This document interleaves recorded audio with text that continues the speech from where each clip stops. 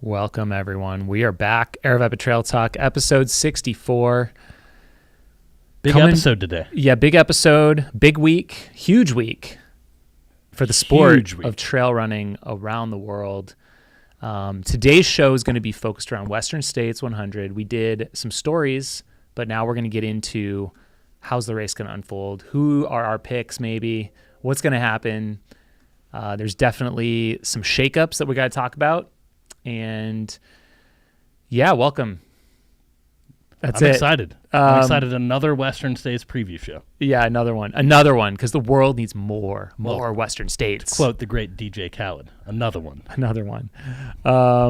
So yeah, welcome to Trail Talk. This show, if you've never listened or tuned in before, we are going to recap some things about Aravaipa running and rides and what's going on here. And then we're going to go into our topic of the week, which is going to be Western States this week.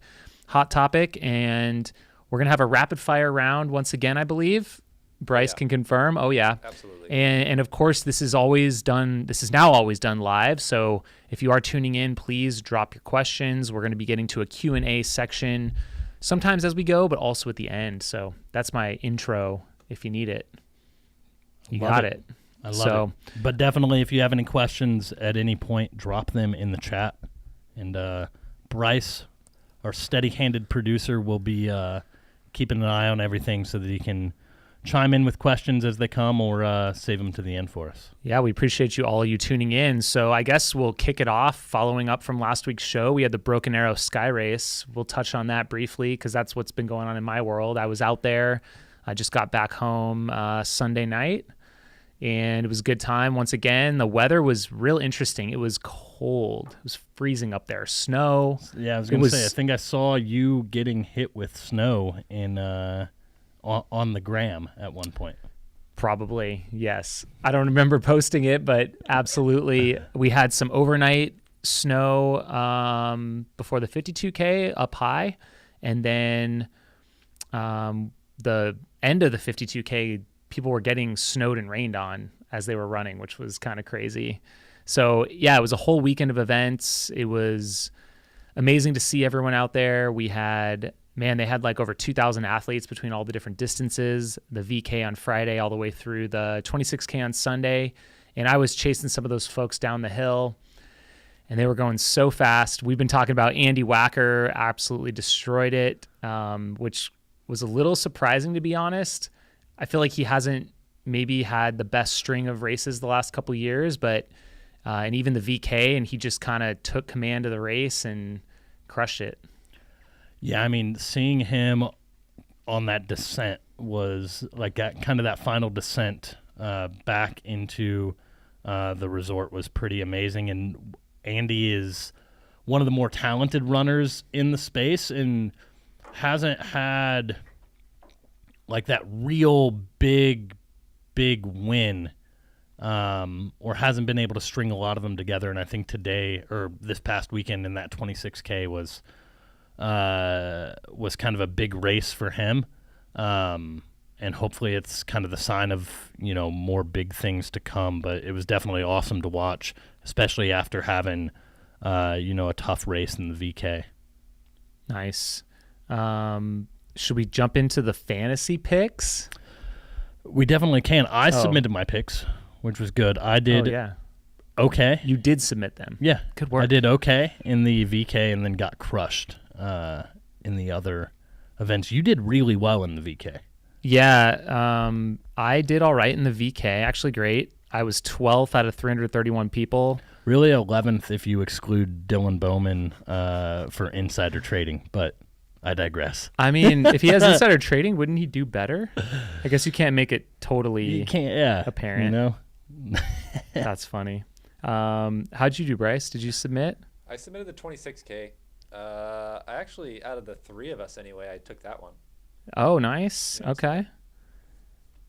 What place did you finish in the 26K, Bryce? 26K fantasy.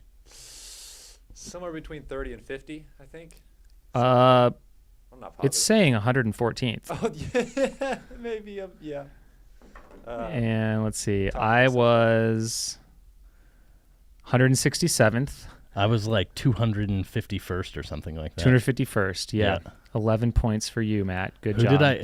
Well, I will say I don't think this. you can see people's The scoring picks, is a bit tough. but you don't like the way they do it.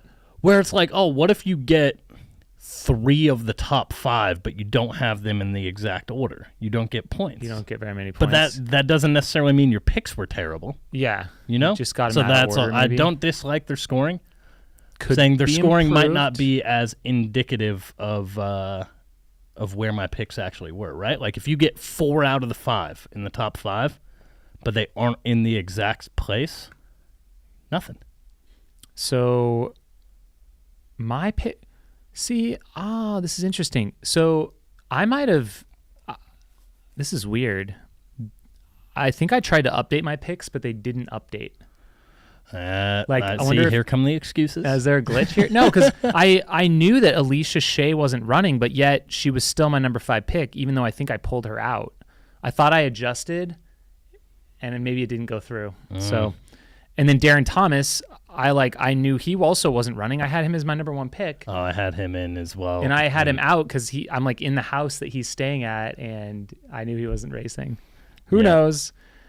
But yeah, I did have Allie Mack for the win, so I in think the that's VK why I did so or well. 26K. The VK. I had her for the win in both. And you still didn't do that well, huh? Well, she finished second in the VK, and so it's like, oh, she was right there. Wait, she but, won the VK. or in the Yeah. 26K. She crushed the VK. That was impressive. So good. Anyways, that's Broken Arrow. I don't know what else we have to say about that. It was awesome. Yeah. Yeah, I don't know. If you haven't been out there, check it out. It's a great event. Really great event. Aravaipa-wise, we had a couple races this weekend as well, so I definitely want to shout out those that came out to Hypnosis night runs. They had a little bit of a relief. I think we had a little bit of a weather system move in this weekend. Were you out there at all? Yeah, I ran the 22K. Nice. We got rained on. It was raining during the race? Not Ooh. a lot, but there was moisture, there's water. We got sprinkled on. It was fun. I really enjoyed it. Nice. Have you done a lot of night races? I've done one night ride. I've done a lot of night running. I did my first night trail race, like a running race. And looking at the results, Bryce, you absolutely crushed it. Thank you. 142. That's a 12-minute win over second place, Troy Clark. Good job. Thank you. Appreciate it. Way to go, Bryce. Thanks, Matt. We also had, all the way up to a 54K. So we got to shout out Joel Thurston. He won in 5:56. Sounds like a grinder of an evening right there, almost 6 hours. And then we had Kelly Shayer. Kelly Shayer was your winner, 4.5 minutes ahead of Ellen Lagerman for the win. So that was a tight one. Close race. 4.5 minutes over 54K? Yeah, 50, so she won in 6:41, or actually 5.5 minutes, and then Ellen was 6:46. Jeez. So, yeah, they're doing a bunch of laps out there at Estrella Mountain Regional Park. So, shout out to them. I was going to bring up something else having to do with what you have any other? What else is going on with Aravaipa this week? Well, I feel we like had there was some the more hypnosis stuff. rides as well. So Oh yeah, shout the out rides to were all on our mountain Friday. bikers. Yep. So, other big thing, Raised by Rams. Yes. Virtual event registration. It is back this year. It's a 10-day vertical challenge that is up on the Aravaipa Running website. Registration is open. We're gonna have a lot of cool challenges and things like that to kind of keep people motivated throughout the course of the 10 days and stuff like that. So it's going to be super sweet. If you lot of want to, fun. get motivated, do some climbing in the back half of the summer, kind of peak summer, really. Check it out. End of July. We'll all be participating. It's going to be definitely fun. And then, what's up next for us? We've got a little bit of a break event-wise. Our next events will be the Silverton races, so Silverton Alpine Marathon and Kendall Mountain Run, which is the second weekend in July, and that'll be leading into the Hard Rock 100 week. So if you haven't run those events before, come out and join us. There's no better time to be in the San Juans than that week, to be honest. With everything going on, you can kind of dip in, get a little bit of the Hard Rock experience, and also get some racing in. So check it out.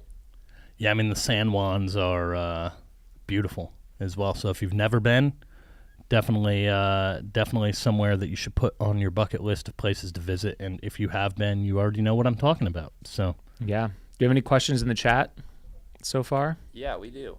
Nice. Let me run through some of these here real quick. First one, how much will Arlen win by? Oh, man, we'll get to that in a second. Okay, let's see. Non-Western related questions. If we have anything non-Western, yeah, I don't know. What are your opinions on thermodynamics as it applies to running with or without or against the rotation of the Earth? Oh, goodness. Let's see. Did they ask our opinions on that? Because I have none. This sounds like a question that's on like the Barkley essay list or something for entry. They're like insane, these questions. You go into Leadville 102. I think that is for Jamil. Probably not this year. It's an easy answer. So, go ahead. One more from Yeah. Chris Warden. Actually, it's a Western question. I'll hold off. Okay. Should we move into Western? Are you ready for it? Let's move into Western. Okay. So the biggest piece of news that I heard about Western, I don't know if you know about this yet. I forget if we talked about it, but Trueheart Brown has pulled out. Did you know this? I did not, but I could sense it coming. Are you crushed? I don't know. I mean, as a Flagstaffin now, I wanted Trueheart to, be there and to be putting his best foot forward, especially after, a big performance like he had at Black Canyon to kind of run his way in. But you could kind of see the writing on the wall just looking at his Strava, right? So, like his combined volume wasn't really anywhere near what it was leading into Black Canyon. He was doing more biking now and less running. And so that, to me, so the reason tough. why he withdrew is important. And it's because he is fighting the fire in Flagstaff. No kidding. So it had nothing to do with his training. No, not from what I understand. He is a firefighter by trade, and he was put on the pipeline fire. So he's been like protecting and like trying to save his hometown from just take everything I said back. Yeah, I know. I was like letting you go, and I was like, dude, shout out to Trueheart Brown. And to me, I'm like, man, if there ever was a special consideration entry for next year, I'm just going to throw this out into the world. Like, I think Trueheart would be well deserving of that. Like, having to withdraw this year to fight a fire in his backyard, like, I think he'd be very deserving. Not to say he couldn't earn another golden ticket, but having to pull out, a week and a half before the race, just going to put that out there. It'd be my vote if I had a vote. Well, there are a number of ways that could come to fruition Sure. as well, right? That could come through Western States Board, right? But also Hoka being a title sponsor. They also happen to sponsor a training group based out of Flagstaff, NAZ Elite. So for someone to miss out on this opportunity to help protect a land where they sponsor a training group, to me it seems like they should also be doing anything that they can, whether it's through a sponsorship slot or anything like that. So yeah, hashtag Trueheart 2023. But yeah, that just seems like a classic Trueheart move or moment, where like, what a legend. Yeah, just like comes out of nowhere, destroys Black Canyon, and now he's like, can't run the race because he's fighting a fire in his backyard. So shout out to him. He's just out saving the inner basin. Yeah, exactly. Yeah, definitely. We should like get him on the show at some point. That'd be great. I would love it. Bring him down once it's all out. But yeah, let's get into Western States, I guess. Talk about it more. Yeah, what do you got? Well, where do we want to start? I know you did. I think that there's a lot of interesting things. Do we want to start with our people to watch, or maybe I also have like what I'm predicting to be kind of an overarching theme based on who I believe is gonna.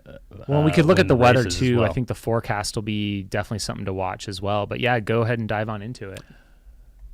Yeah, so I think one of the interesting stories, like we talked about, was there are going to be a lot of first time or people towing the line who have not finished the race before, right? in turn, I think there are a number of people who will be towing the line who have finished the race, but maybe not up to kind of their standards. And I think that without spoiling where my predictions are currently, I think that this is the year that you're going to see runners on both the men's and women's side kind of finally have their, what they would deem their kind of redemption runs at Western States, so their breakthrough performances there. So that's my that's going to be my big overarching theme for this year's race. And I think it'll make a little bit more sense when we do get into, you know, who we think is gonna come out on top. Nice. Let's talk about weather real quick. And what I was able to pull up here is there's actually a weather webpage on the Western States site. It's wser.org/weather. We can maybe get that pulled up because I think it's important to look and see what, you know, the different high temperatures are and how it affects maybe the top winning times and some of the finish percentage. So real quick, for last year's race, it was a hot year, so one of the hotter on records, actually. It looks like I can even sort by high temperature, I believe. There we go. Oh, okay. 101 degrees last year was the high, and 73 was the low. You have that? Yep. Oh, yeah. Fourth hottest in... Maybe fifth hottest? What did I do? 95, 77. We have slightly different web pages. I don't know why. Oh, interesting. I have no idea what I did. So yeah, one of the hotter on records, and it looks like this year, I'm trying to go to the same weather source, full forecast for Auburn. Oh, this is saying Auburn, California. I think that's why, like, Jim's performance last year was probably pretty all-time because how hot it was and how fast he ran. He ran what, like the fourth fastest time ever on one of the hottest years. On one of the hottest years, and you could tell he was, like, grinding through it when, like, late in the race he just sat down at an aid station and, like, had an adult beverage with his crew and was just like, let's take a moment here. So they're saying a high of 95 in Auburn. So this is going to be, you know, certainly on the hotter than average years. Yep. But probably typical for like a Western States experience, I would say. Yeah, definitely not like a top 5 hot year. Yeah, like over 100 degrees would put it in like one of the hottest ever. Yeah. So it's still going to be warm. It's going to be hot. Yeah, it's going to be warm. It's going to be probably pretty typical. Do you think there's going to be snow up high? So judging from Broken Arrow, there was a little bit. They had it above the VK, like the VK finish. There were the snow steps, which is pretty typical of this time of year. And then there was one section of road. So I think it'll be like basic snow or like light snow. It's not a heavy snow year by any means. Like, because there's been years. Oh man, the one year like 2017, the Ice Fire Grit year. I mean, halfway up the Olympic Valley ski resort, it was like solid packed snow, and it was like basically clear almost all the way to the top. So snow's not really going to be a factor this year. There's no snow reroutes. They're probably barely going to be on snow, I would say, generally. And I don't know about the boats or not. I guess we'll just have to see about that. So, of course, like at the river crossing, there's, crossing in boats or crossing by rope. I would probably say it's by rope, but that's what it was last year. Yeah. Yeah, I would imagine that it will be by rope. I think the weather this year is going to set up for a pretty exciting race as well, with it not being like a super hot year. And there not being, a ton of snow. Well, the heat can be a factor. Like, you start to look at the guys who are most heat adapted, which I might argue would be Scott Traer right here from Phoenix. He was telling me about his heat training and adaptation. And, I mean, I don't know if there's a better place to be than Phoenix if you're heat training for something like Western States. Yeah, I mean, probably not. I also look at people who have had success in warmer races, like Scott. Black Canyon gets pretty warm, especially in those later miles, but also someone like Arlen Glick winning Javelina. Both of Scott's first Western. Yep. So that is a disadvantage in certain ways, right? Your first time, being on the full course on race day. But I think both of them will be pretty well adapted. And then, Tim Tollefson is interesting as well. I think he's been spending a lot of time up in kind of the Auburn area where he's originally from. So getting a little bit more exposure there versus being in Mammoth Lakes. Sweet. Should we go more in depth on the different fields? Let's do it. All right. So with the women, we'll just run through some of the top. And I know this is all out there, but we're just taking our own spin on it. So that's why I'm sure we'll have our opinions. Yeah. Right? So we've got, some of the returning top 10. Second place from last year, Ruth Croft is back. My little aside on that is I saw her partner, Martin Gaffuri, out there running around. And fun fact, he commentated at the Zagama live stream. So the first race in the global Golden Trail World Series, and he's coming to Flagstaff. So we're trying to rope him in for the commentating there, which I think will be really awesome. That'd be sick. Give that perspective. He probably knows all those folks in Europe super well.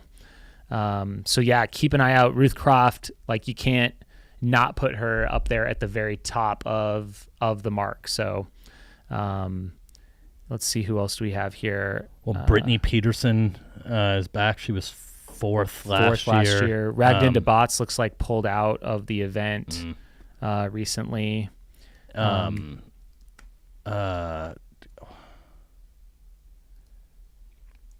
forget what I was going to say. Okay. Sorry. She was the fifth place finisher for the females last year. Katie Asmuth. Yeah. Sorry. Yeah. Katie Asmuth's back. Emily Hawgood is back. She was 7th. Keely Henninger was ninth. Right? Man, you are solid on these. Casey Lichtai, who is overcoming a pretty severe injury. She had actually a hamstring surgery. So that storyline, of course, I think number one, she wants to cross that finish line. But we'll see. Don't count against her getting back into that top 10. Yeah. I think she's been there every year for a really long time. So I think she has 7 finishes. Yeah, and then you've got people like Lucy Bartholomew coming back. She was 3rd in 2018. So was it 2019? It was I think it was those the 2 years. Oh, she was in 2018, and then she ran in 2019. And then she ran in 2019. Yeah. So she's coming back after. And that's kind of a theme. A lot of international athletes, they've been just deferring kind of their entries forward because of the pandemic and everything. So you're going to see a lot of international this year. And then Camille Herron. Yep, Camille also Herron in the field. And also, I think one of those runners, like you were saying, who's really looking for their performance that they're looking for at Western States. She obviously has not had the day she wants at Western States yet, fully capable of having that. You see what she obviously is super competent on the roads and the track, but she is just as competent on the trails. I think especially a course like Western, maybe without that snow, I think that has been a challenge for her, especially in the snow years. But if she can do what she's done at Black Canyon, there's no reason she can't do what she wants to do at Western States, I think. Well, I think her grinding through and getting through the full course last year, I think was big. And then capping that off by coming to Javelina and nailing, a trail 100-miler. Yes, Javelina isn't mountainous, but it's warm and it's on trail. And she absolutely crushed it. And she's just been on a really solid streak of races. Her performance at Jackpot earlier this year was, another big run for her. And so, again, I think that her kind of getting to the finish line last year, I think is like a huge step forward for her and in terms of like breaking through on this stage. Yeah, I mean, I would love to see Camille run well at Western States. I think it's been high on her list for a really long time. Next up, we have a first-time 100-miler towing the line. You know who this might be? Who's an elite and earned a ticket at Black Canyon? No. Anne-Marie Madden. Anne-Marie Madden. From Canada. So I didn't realize she'd never run a 100-miler. Yeah. So I feel like kind of underrated athlete. Doesn't have all maybe the name recognition that some do, but she's won some big races, been high up at some big races. And yeah, according to the information I have, it's her first 100. So that would be fun to watch. Second at the 2020 Tarawera 100K. Well, yeah, that and the North Face 50. I mean, a couple of 50. huge races to, pull up second there, third at Black Canyon. I mean, kind of like doesn't come out on top. Broken Arrow in but Lake Sonoma. Really is kind of a wild card and could really do anything out there. Another Canadian, Marianne Hogan. Let's see. I guess she's been a little off the radar lately, but she took the win at Bandera this January. So another golden ticket winner there coming out. I didn't even know this runner, but Lucia Buehler of Switzerland, I guess, was 11th in 2019. So yeah, also was 5th at UTMB last year. Yes. Leah Yingling, who won Canyons, 100K. She also has been crushing the Fantasy Free Trail. Second at Canyons. Oh, sorry. Yep. Second at Canyons. Yeah, she just, what was it, the VK or the 52K? She won. Yeah. Outright, So shout out to Leah for putting both of us in our places based on our knowledge of the sport. Let's see. She was also first at running up for air, 6 hour. Oh, yeah, that's right. Let's see. We got Dominica Stelmock. She got her golden ticket at Black Canyon. Yep. So she'll be coming out as well. Ellie Pell, Beast Coast runner. She was second at Bandera. And also third at Gorge Waterfall 100K. So that'll be one to watch. And then we've got Taylor Nolan also. Trying to see what she did recently. She was 4th place at Black Canyon 100K. That's right. And apparently also 100-mile debut. Let's go. Let's see. Any others? Have you heard much about how Tessa is feeling going into this as an Aravaipa Racing Team member? I haven't heard a lot. I think she's been kind of flying under the radar, just keeping her nose down. Yeah, I know she is going through an injury, was biking a lot, but I think is still planning to toe the line and go for it. So hopefully that's come around for her. We have a rollover, I think, Black Canyon 100K golden ticket, Cecilia Flory from 2020. So an international runner that has rolled over as well. So you're going to see a lot of those as well. So I'm trying to see who else. We got Elsa McDonald as well.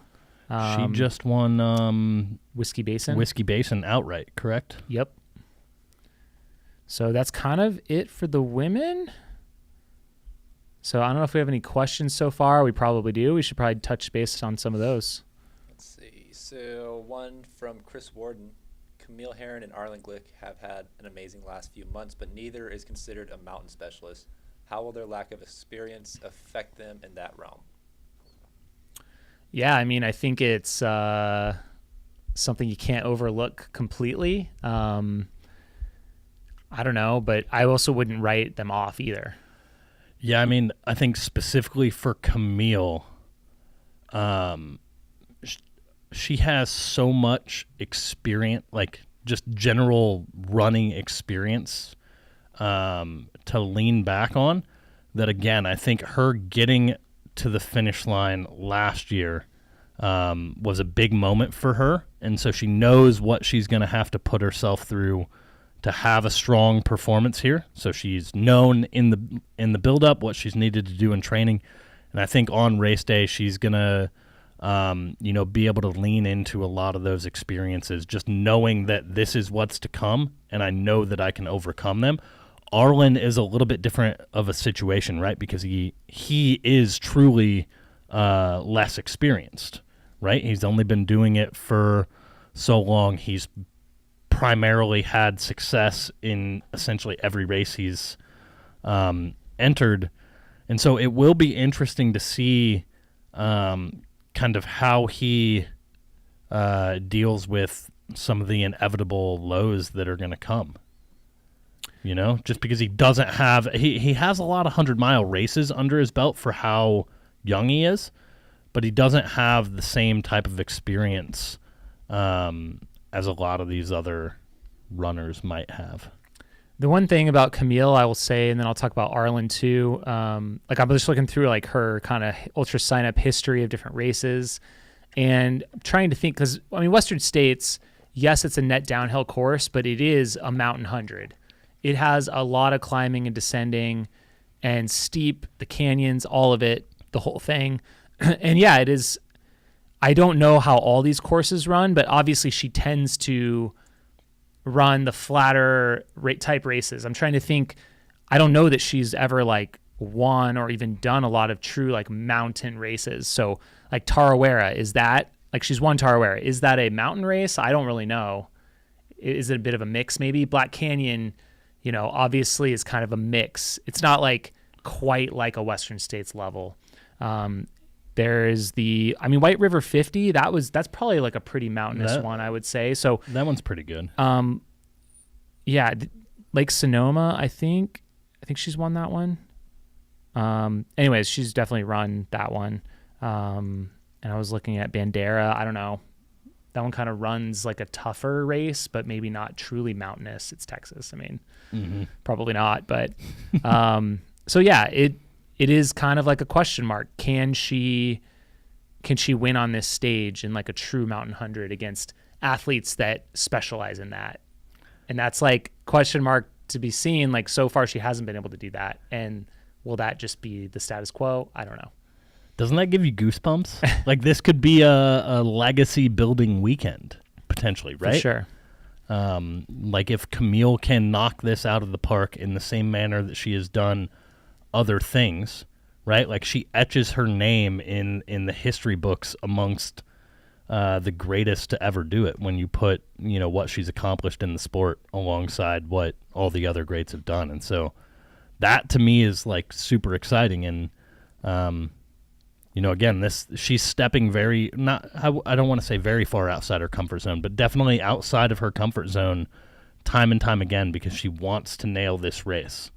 And that's pretty exciting. And I would say same goes with Arlen Glick. They're kind of in a similar boat where has Arlen proven himself on a mountain course? Not yet, but he's even more of an unknown because he hasn't really done one yet.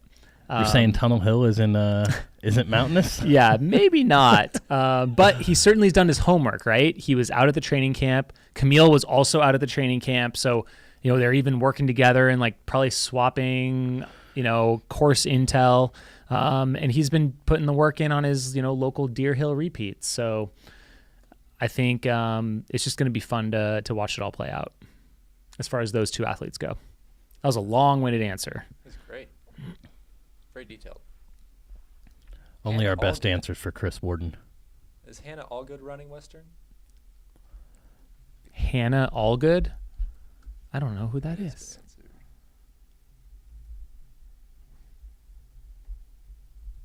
Oh, she's running the San Juan Solstice 50K this weekend, so I'm assuming no. Okay. Dominica Stelmock. There's a comment saying that she was wrecking Black Canyon 100K until late. If she's able to maintain the first 50 miles, she could be a threat. Definitely. You guys think Camille will start transitioning to more mountain races in the coming years? Could you see her taking a crack at UTMB, etc.? Oh, man. I don't know. I don't know what her... I would probably say no. I don't think she would stray too far from her specialty. But I could also see her wanting to, check off a race like UTMB as a bucket list experience.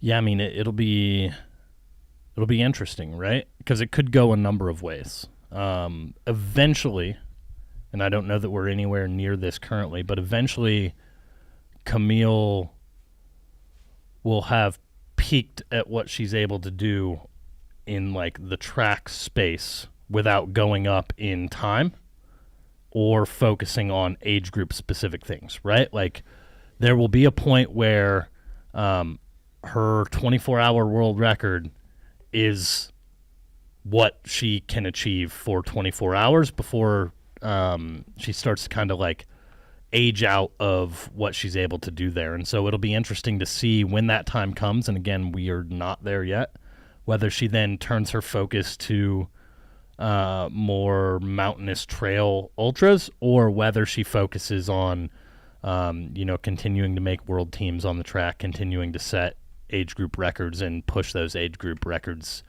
down to where they might not be reached for decades to come. So that would be the only thing that, like, I think as long as she is capable of continuing to better her own world record, I don't see her straying too far away.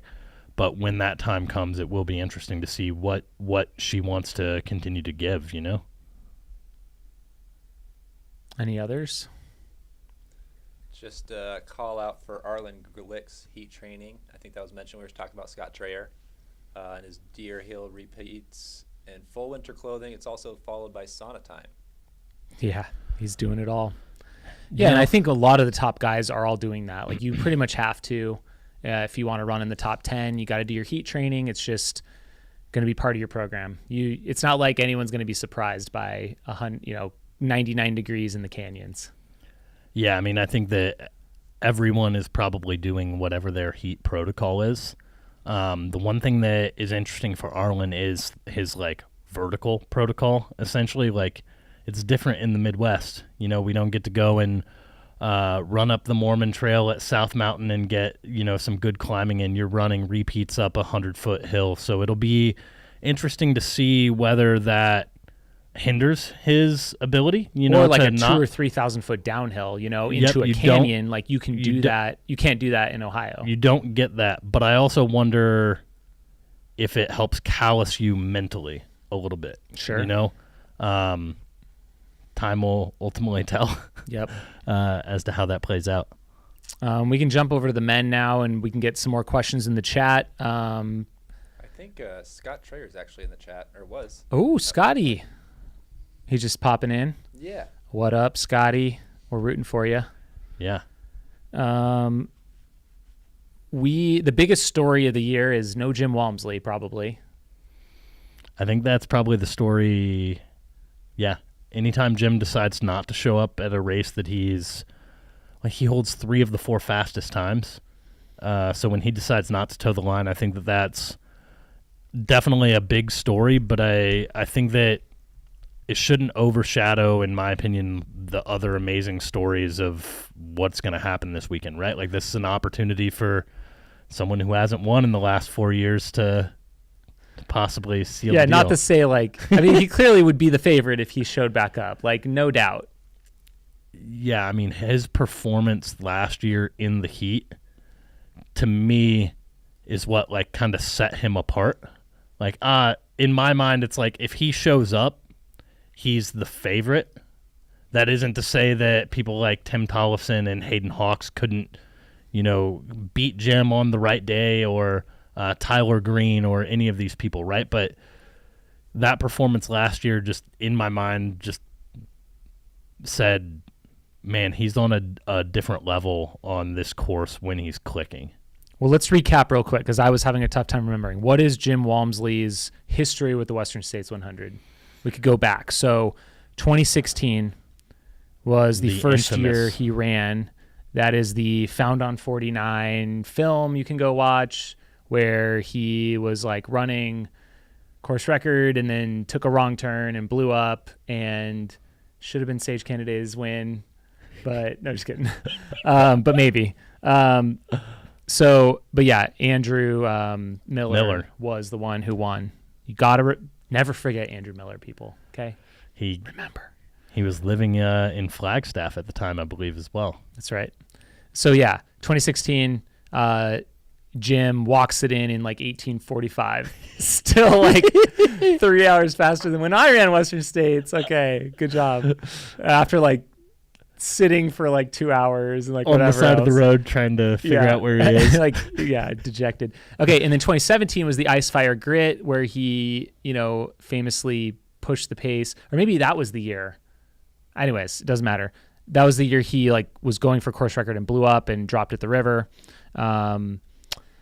And then 2018, 2019, he won the race, and then 2020 there was no race, and then he won it again. So since 2016, Jim Walmsley's been in the race every single year that it's happened, and he's won 3 out of the 5 times, 3 in a row. So yeah, that's 3 why of the 4 fastest times ever run. Yeah, 3 of his wins were 3 of the fastest times. So that's why it's such a big deal. He has been dominating at this race. So that's my piece on Jim. Now we can move on to start with last year's top 10. Who's coming back? Tyler Green, second last year. He's coming back. Drew Holman, then Cody Lind. And these guys were all, one after another last year. Tim Tollefson was fifth last year. Also right in the mix. Then there was about an hour gap before Hayden Hawks came in. And Hayden ran really hard, I believe, early on as well. I believe, if I remember correctly, he went out pretty fast as well. And while he was like fading, he never kind of let himself truly fall apart, in the sense that,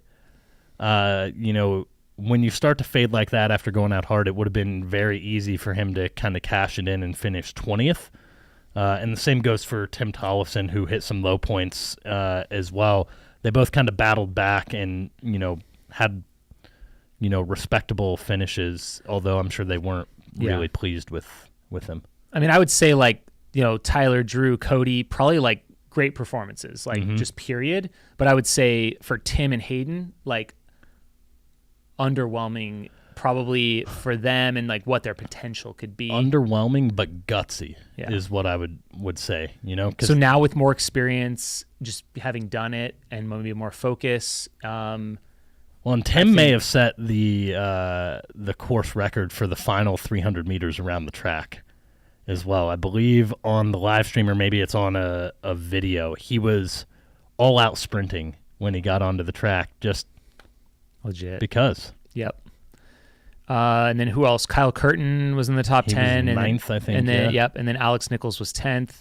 Obviously, probably way below his performance since he got second one year. Yeah, but I feel like we hadn't heard from him in a little while. Yeah. I could be wrong, and maybe I was just oblivious to Alex Nichols' performances, because I feel like sometimes he can fly under the radar. Oh, yeah. Where it's like, oh, he has a really great race, and it doesn't get talked about quite as much. But yeah, I mean, he was 10th in 2021. And prior to that, he won Pikes Peak 50K, and he was second at Bandera. I mean, he had some pretty good performances, but he wasn't running these. I mean, there are some pretty good performances in there, so I don't know. Alex Nichols. It'll just be fun to see. It's always going to be. When he had a really good run at Jackpot as well, which is more out of his out of the normal races that he would do. So he's obviously fit, or was fit. Mixed it up. And then now we're going to move into, some golden ticket winners and some folks that kind of earn their way in that maybe have run before or are brand new as well. So Jared Hazen, of course, is back, second fastest time in race history. So anything could happen there. He's finished on the podium twice here, it looks like. Let's see here. Ooh, Sebastian Spieler. So he won the North Face 50 mile in 2019. The last year they held that, I was like into chasing, the mist. What's that? Into the mist. Into the mist. Plug it. I was chasing him in over the Golden Gate Bridge. It was super cool. Salmon athlete, and yeah, it'll be interesting to see. So it looks like maybe his longest race ever. I don't think he's ever done a 100-miler. It's another one of those. And then we roll right into Adam Peterman, also first-time 100-mile runner. He just, rocked the Canyons 100K, going up in distance again in April, and is deciding to take the ticket and go for it here too. And he is the course record holder at JFK now, breaking, I believe, Walmsley's course record at JFK, and arguably one of the fastest runners in the space. No one. Yeah, I mean, he doesn't have necessarily like the Jim Walmsley bravado, like when Jim first, came on the scene and decided to say that he was going to stir up some stuff. Yeah, that he was going to go. And Adam Peterman could, but Adam Peterman is as talented as anyone in the sport right now. And if he can put together a 100-miler that is even remotely on par with what he's done at some of these shorter distances, which again is a tall task, he will be someone who's super fun to watch this weekend as well. I think that they're saying he has won every ultra he started. Well, he was second at Pikes Peak. Oh, that was not an ultra distance though.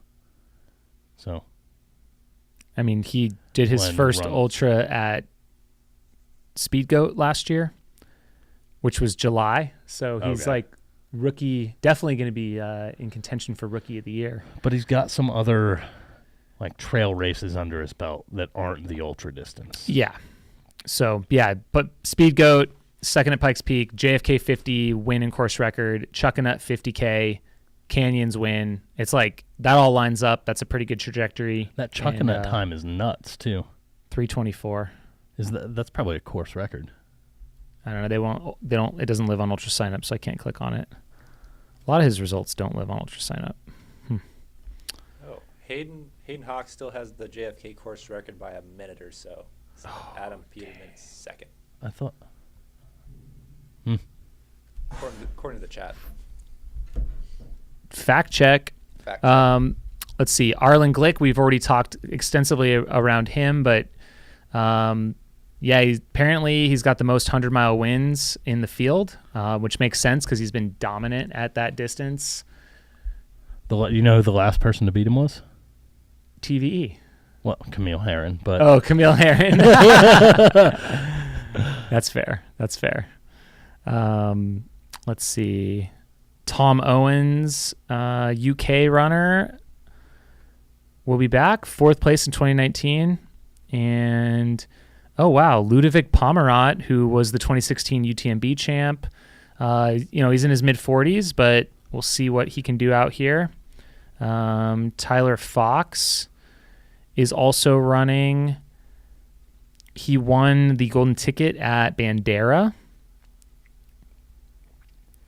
I don't know a whole lot about Jonathan Rhea, but they're saying that he's won like every ultra he's run since 2019. Trueheart Brown is still on this list, but he has pulled out of the race, unfortunately. We got to shout out Scott Traer. I think probably one of our hometown favorites here. Yeah, I mean, although Scott still claims, the great state of Massachusetts to be home, he is now a Phoenician, so we will take him. And when the Cougar comes to the possession of Scott Traer, it's coming back to Phoenix. It's coming right here. It's coming back to Phoenix. So, a huge shout out to Scott. Super excited to see how he does. He's veteran of the sport, although he hasn't done Western. And he's got, probably one of the faster 100-mile PRs of the field as well. So we'll see how that goes out. There's just so many. Cole Watson is on the list here, 3rd at Javelina, but got in via a sponsored slot. There's a handful more, but I don't know. We don't need to go through every single person. Cole Watson's another interesting runner as well. Super fast, super talented. hasn't probably put together like the 100-miler that he would envision. Albeit his run at Javelina was still really solid, so it'll be awesome to see. And I believe he's originally from the Sacramento area, so this is kind of I'm sure that this is a race that's kind of special to him, Yep. Yeah, we haven't talked about Pete Mortimer at all. Pete- Aravaipa Racing team member. Pete Mortimer, Aravaipa Race team member, shout him out. He'll be out there. He was out at Broken Arrow. I saw him this last weekend. Shout out to Pete. That's what we got. That's our Western States preview. I don't know. It's going to be a good one. Do you have any predictions? Predictions. I don't know, man. I'm not an expert in anything by any means. It will be interesting. I'm trying to think how like the races have played out. I mean, there's been certain years, obviously, when Jim has just hammered the field into oblivion. And I'm trying to think if there's going to be someone in this list that's going to like take that pole position and really, really gun it and go for it. And if people are going to go with, or if they're going to run their own race. Do you think Hayden Hawks takes it out hard? I think he went with Jim last year, early on. He definitely can. What is Adam and Peterman's racing style? Like, I can't remember what happened at Canyons this year, like how it unfolded, or if we even got a sense of that. Do you remember it all? My brain is fried, man. I don't remember. But yeah, I think that's what I'm going to be watching is like who's pressing the pace. And I don't know, at 100-mile distance, it doesn't always pan out like to push it that early on.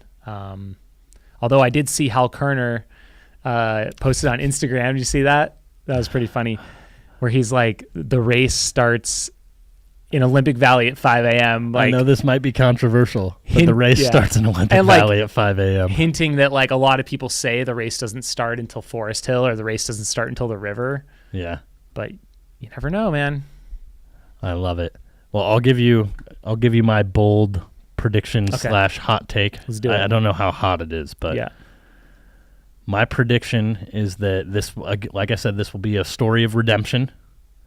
Tim Tollefson is going to bring the trophy home, and Camille Herron is going to get it done. Two individuals who haven't been able to put it together at Western States up to this point, both gonna get the job done. I could very much see that on the Tim Tollefson side, but I don't know if I would give it to Camille this time around. If I maybe had to give a pick, oh man, it's so tough. Maybe an international, maybe Ruth Croft. That's what I'm going with. We'll see if I actually pick that for fantasy. Yeah. You never know. You never know. And Free Trail Fantasy for Western States will be top 10. Okay. So I wonder, will the scoring be any different? That's the big probably question. Probably going to maybe be a little bit different. Maybe it's a special scoring. But put your picks in for fantasy. Shout it out. Shout out Debo and crew and fam. Love it. Should we do our rapid fire round? Let's do it. All right. We got a few things. So this is us. We're just reacting to some of these things, and I don't know what's coming up either. We might have like one thing. We'll see what Bryce has up his sleeve. Let's start it with something you're familiar with then. Yeah. So this is meet the man who pushed a peanut up Pike's Peak with his nose. What does that even mean? Okay, so from what I could tell, he had a salad spoon fixed to his nose, according to this article. So this is something that started, I think, in like the 60s or 50s. Like some guy, I don't know why he did this, but I'm sure it talks about it. 1929, Bill Williams did this. He pushed a peanut from Manitou Springs up to the top of Pikes Peak, like, I guess using his nose. He just like inched it up. It took him 8 days to do it. That sounds awful. Yeah. Just scooted it up with his nose. I mean, with something spoon taped to it, wooden salad spoon. And apparently 3 other people have like recreated this feat since then. And there's a guy that's doing it this summer, and he's starting soon. How long would something like that take?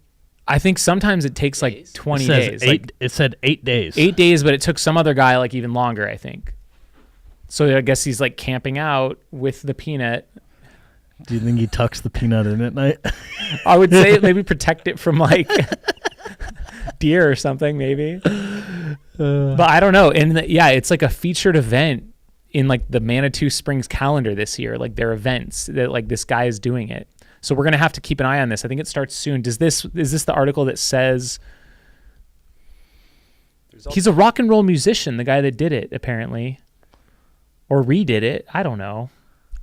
No, that was 53 years ago. The rock and roll musician. Okay, but it's based upon the first guy did it was Bill Williams in 1929. Oh. Got it. I'm sure Davy Crockett could help us with this feat. Ultra running history. He could like unearth what this is. I just want to see like a photo or a video, and I couldn't find anything about this. But we will soon. So does it say at the top that... Oh, no. So this is from 2016. So maybe I didn't drop the article in. But you researched this topic. Should we? I tried to. Oh, yeah. So here it is. Colorado Springs man, using only his nose, he will push a peanut up bar trail to Pikes Peak summit. And so Bob Salem of Colorado Springs is going to do this. He's doing it to celebrate Manitou Springs' 150th birthday. And he will be the first person in the 21st century to complete the peanut push. The chat brings up a good question about squirrels. What if a squirrel snatches his nut? Do you have to start over with he might have a spare nut. I don't know. He might have to start over. Swap it. But so the push will begin July 9th at the start of the bar trail and will finish on or before July 17th at the summit. So, and like the city's in on it. They're going to host the Pikes Peak Peanut Pusher live from the bar trail. This is going to be a whole event. Is it going to be live streamed? Oh, here we go. The Travel Channel dove into this. Maybe. Mysteries at the Museum. Let's see if we can find this here. Is it an FK? Oh, yeah. Do you want me to send this to you? How can I get this to you, Bryce? Or just type in Peanut Pikes Peak 2022 into Google. We're going to get you there. Got it. Okay. Go to the first, the Denver Channel article. Yep. And then scroll halfway down. Keep going a little bit more down.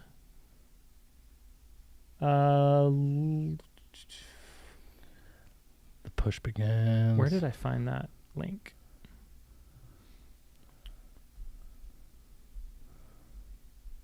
Do you think it's ironic that we just got served a peanut? Yeah, M&M watch in full ad? here. What's that? We just got served a peanut M&M ad on the peanut pusher article. Yeah, definitely. Okay, let's try this. The Pikes Peak Peanut Pusher. We may not have sound, but yeah, we don't need sound. We'll see what we get after this ad here. So yeah, this is super interesting. Shout out to Chevy. We might have to go in person to the Manitou Springs Heritage Center and Museum to learn more about the peanut push. I'm definitely going to be doing that next time I go there. Well, this will occur in between Silverton,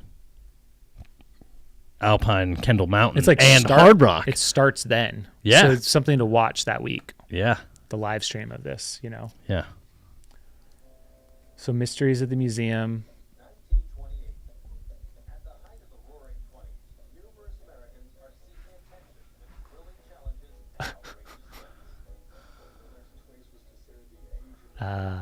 The challenge era.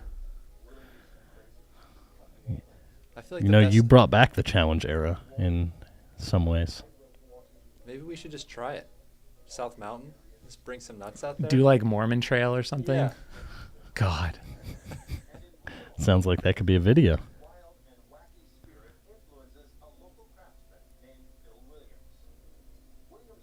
Oh, it's like actors. Yeah. This is fun. This is like the history. This is the first guy, right? I just want to see him actually pushing the peanut. Should I skip through a little bit? If you want to.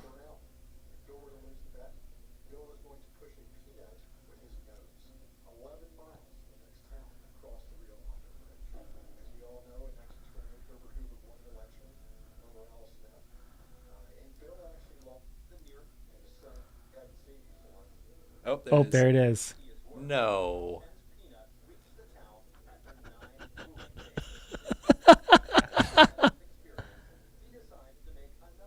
Oh, so we did it from town to town first.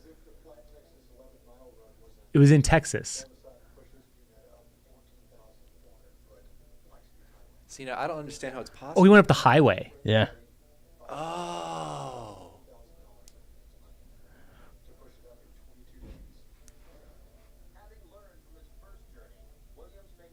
He's like, my knees are sore.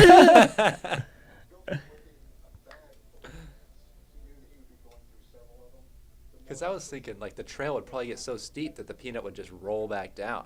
But the road does make a little more sense.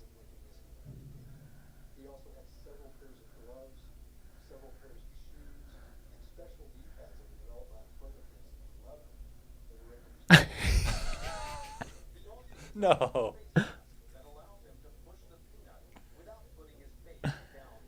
Oh, there you go. Oh, it had like a little propulsion to it. It's like the Nike Air Max of peanut butter. It's like Hoka branded. Wow. Could be something to this. When are you going to chase this FKT, Jimo? I don't know if this is for me. All right. That was wild. Okay. I'm glad we found that. Like, I hadn't seen that part of it, but yeah, I was trying to visualize exactly what that looks like. But you're right. I mean, at some point, I don't know, there's like stairs and steps. Like, how do you get it up and over that? But I guess you have that special flicker device thing. But now they're going up the trail. They're not going up the road. So I'm sure there will be plenty of coverage. So we'll have to check back in on that in a couple weeks. I'm excited for the live stream. I'll make a note. Thrilling. All right. What do we got next? Next. So this is, I don't know if you've ever heard of the salmon spawning at the Beta Breakers Marathon. Is that costumes? Kind of. I guess it's a tradition. I don't know if this is the first year it happened or maybe a little earlier.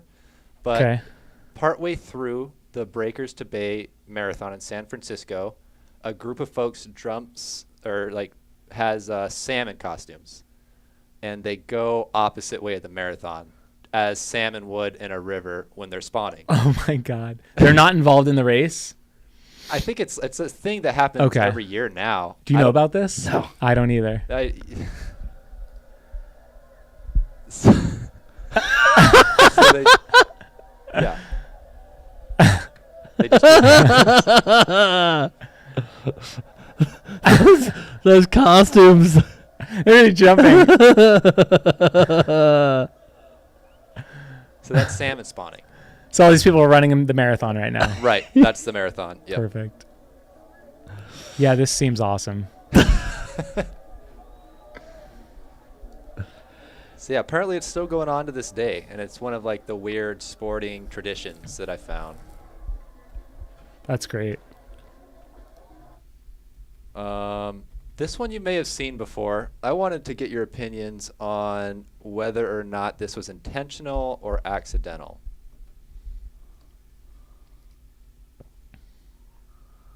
I might have seen this before. Was this from this past Olympics?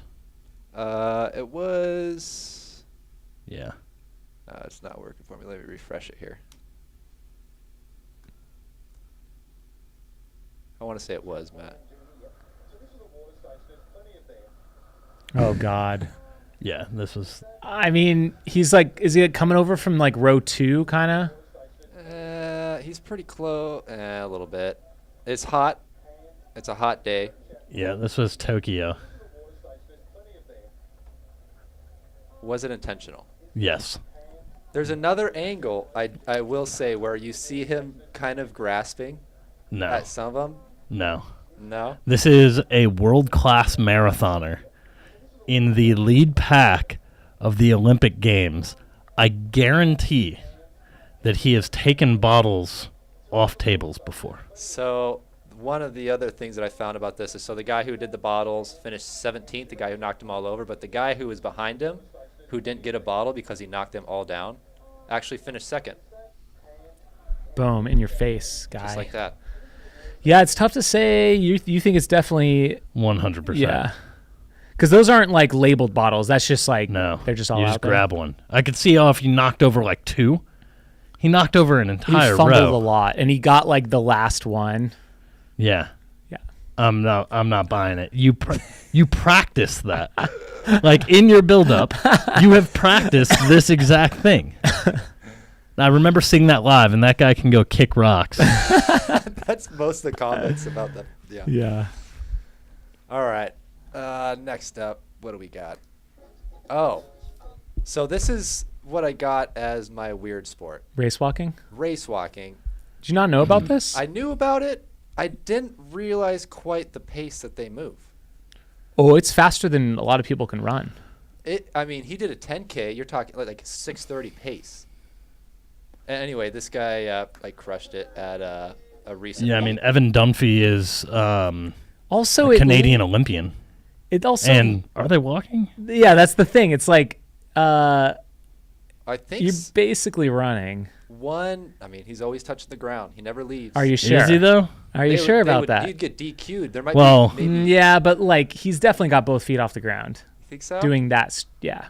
I think we need to get the raw footage, and we need to slow it down and analyze it. Yeah. I agree. Like slow-mo instant replay. Yeah. Because like they have to judge on site.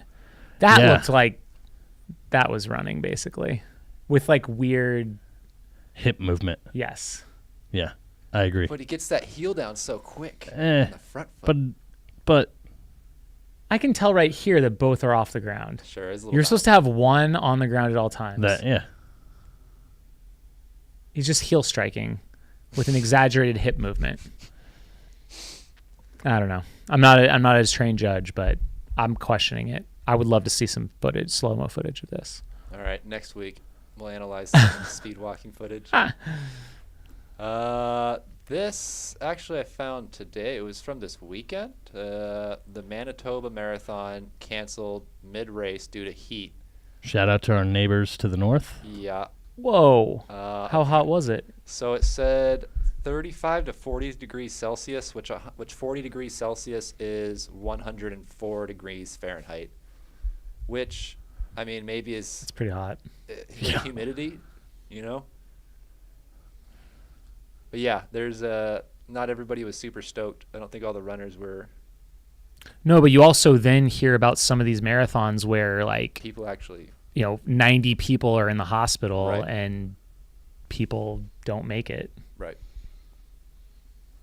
It's like sometimes doing what's best for everyone versus for the individual. I wonder if there were ways to maybe prevent this, though. Like, I'm sure they probably saw the forecast, right? And More probably water could have been and like, ice. yeah, or like moved up the start time or moved the start time back or like, I don't know. I don't know. But to send runners out knowing that the temperatures are already going to get kind of what you would deem dangerous. Well, like to decide an hour in or like, less than an hour in, you're like, oh no, this was a terrible idea. Like it feels like you didn't prepare very well from an organization perspective. Exactly. That would be my thing is like, if you needed to cancel it mid-race, Should it never have probably started shouldn't it. have started. Yeah. So I don't know. That's my thoughts on that. Yep, I would agree. So this this next one is a little out there. I will warn you. The reason I even like really clicked on this is I heard some murmurings at Cocodona that some runners said they should wear a diaper to alleviate bathroom breaks, cut off, up to like an hour of their time. That's At a lot of pooping, I Cocodona? guess. But don't you need to then take time to change said diaper? Yeah, but like fast. You could be real efficient with it. Anyway, Just a quick wipe. Anyway, this You're off is and running. This Okay. is why you shouldn't do that. So somebody basically answering, is it okay to wear diapers? Yes, it's okay. I started wearing diapers. Now I don't even think about it. And then she did a follow-up comment saying, since I have been wearing diapers 24/7, I've lost complete control of my bladder, so now I have to wear them even if I don't want to go. I am completely diaper dependent. And then somebody who sounds like not real. Danielle sounds like an expert, and she says, I was coming here to warn against this casual diaper use. Unless you have a medical need, please do not wear diapers just because you're not training to hold your bladder and you all know what happens with unused muscles. Oh my god. So to all our cocodonans out there, Don't do it. Careful with what you wish for. has this thought ever This is crossed not your real. mind, There's no Jamil? way this is real. I carry a diaper bag with me. I'm so glad I went back to wearing them full time. No. This other person's in on it. I don't. I mean, I like to believe that it actually is real. okay. We don't recommend that. Don't do it. Oh man, that's great. So this next one I got is a little bit of a shout out to Scott Traer. I found a photo of Prime Minister Boris Johnson wearing basically Scott's kit on Nice. his morning jog, and it's pretty close. I mean, I think they The actually long look. dress socks, the black shorts. I think they actually look. I mean, side by side. if Scott grayed a little bit more, once Scott gets a little bit further up there in age, I mean, get some gray hairs going. Boris's kit's just a little bit longer, but other than that, same. Well, I think Boris needs the 2-inch split shorts, is what we're saying. And Yeah. a trucker, a run fasta trucker. He also might be running in looks like loafers. I can't tell. He looks like he's running in dress shoes and black dress socks. Scott has the black socks on, but they're just, desert dust. Right. Yeah. I think Boris, those could also be the all black Hoka Bondis. I think you're onto something. with You that. know? Yep. Shout out to Witt Wisebram. See this? El Matador. Yeah. The trail FKT version of the Puke and Rally, but kind of literal as well. Yep. Round 2, so he got sick, took a little time off. He did what we suggested, get back out there, Yeah, shout out to Witt. Starting the journey over. and he's calling it the last Nobo. I don't know. What does that mean? Nobo would be shorthand for northbound. Oh, nice. So he's saying, and he's probably right, I can't imagine many people are starting the PCT after he did this season. It's super late to be starting. I mean, you're going through the friggin' desert to begin this thing. Shout out to So. Georgia's finest. It's going to be fun to follow. I'm stoked for Witt. I hope he has fun, most importantly. Yeah, I hope he stays healthy this time. So salute to you, Witt. You're the Check man. your water sources. You got E. coli day one. His first attempt. I think on his second time out, I think he stayed at the same water tank. You just treated it this time? Either treated it or maybe got water elsewhere. Yeah. Probably even smarter. Oh my gosh. So now Strava has video, I saw this. which is pretty sweet. Apparently, it's a test run right now for U.S. users only, and then they're going to roll it out in the coming weeks to people in other countries. I saw Jim in France posting some videos, but I get maybe he's still considered an American. I don't know. But yeah, it's cool. Barely. Yeah, it'll be interesting to see what that looks like. Reels on Instagram, Yeah. on Strava. Love it. Still can't set weekly vert as a goal, but we can now post video, which is a big part of the social experience currently. So shout out to Strava for continuing to innovate and up their game. And then just a meme I found that I thought was really true.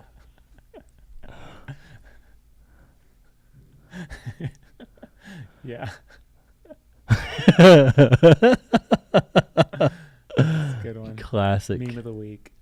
Classic. Anything else? There's actually got some comments in the chat about Ricky Lightfoot beating the man against horse in the UK, Okay. which is the first time it's happened in 15 years. Hmm. I wonder if that one's been around longer than the one at Prescott. Yeah, I was going to say, which do you think came first? I'm going to say the one here is first. I think that one's like more well known internationally, though. I mean, the one here has zero marketing. Yeah. It's amazing. That's what I want. All right. Literally, the only way to find it is like hand painted signs on the side of the freeway. Are you Put out- It serious? says like man horse race, and then they're like this way. Why? It's great because it's old school, man. It's incredible. Anyways.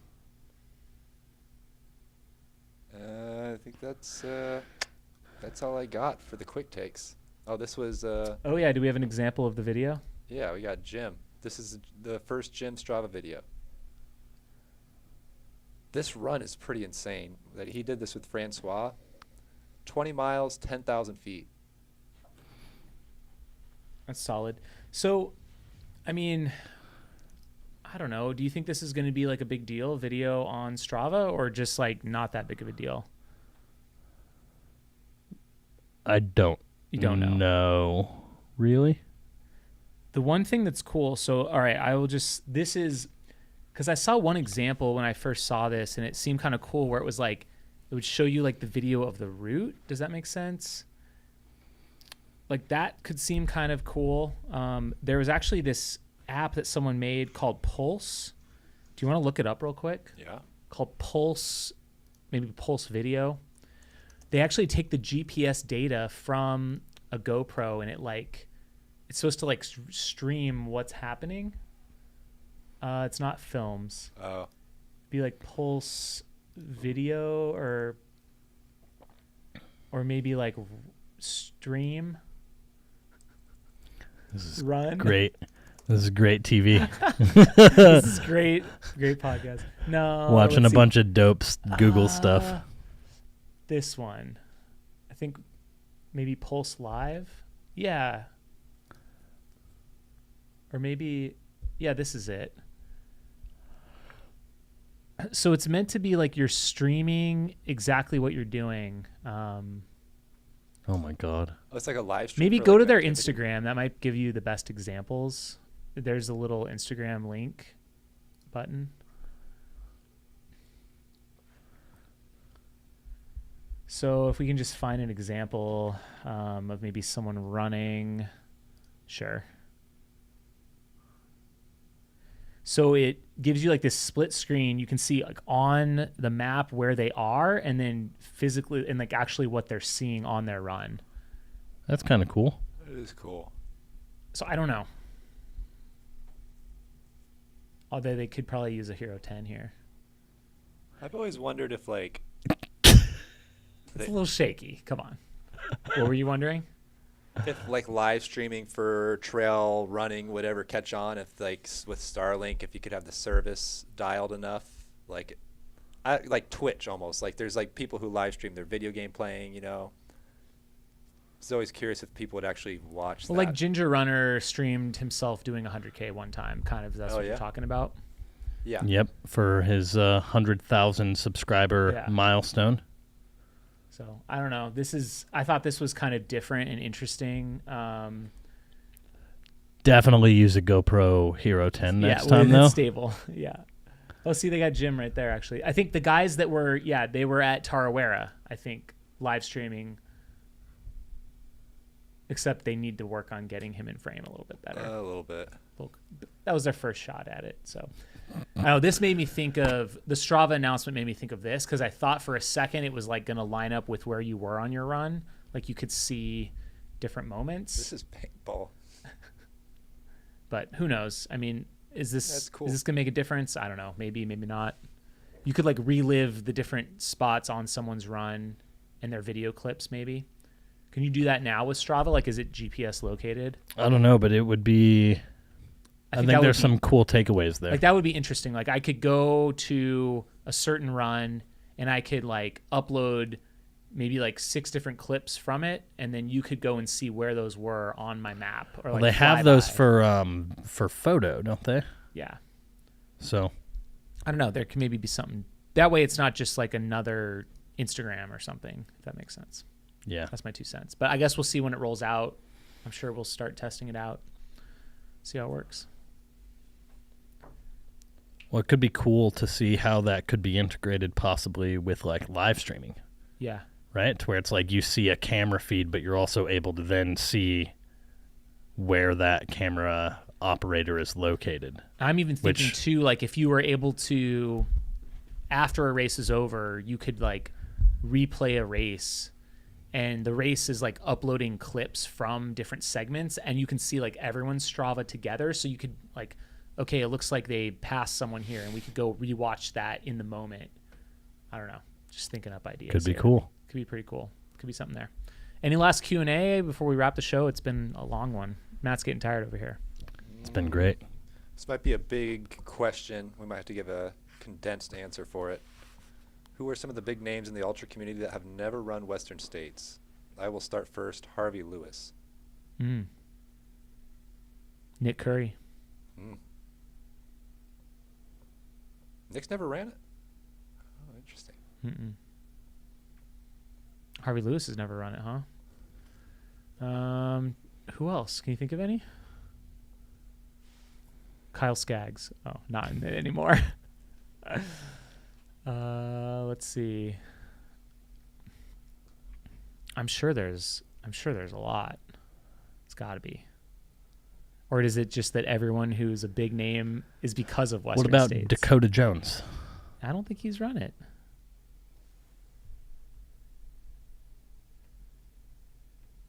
John Kelly. John Kelly, that's a good one. Has Jared Campbell? Probably not. I don't know. We might have to circle back on that one. Yeah. Cool. I think that's all I got for the That's quick it. takes. Awesome. Anything else, Matt?